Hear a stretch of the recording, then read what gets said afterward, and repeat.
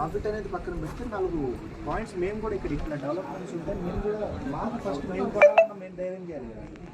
చాలా గ్రూపులు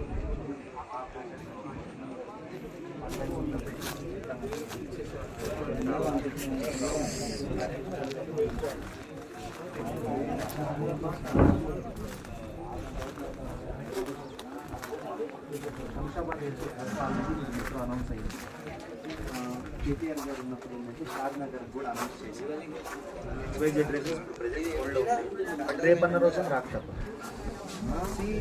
కుప్పట్పల్లి మెట్రో తీసుకోండి, కేపీహెచ్బి మెట్రో తీసుకోండి, మియాపూర్ మెట్రో, ఆ ఏరియాలో మెట్రో రాకముందు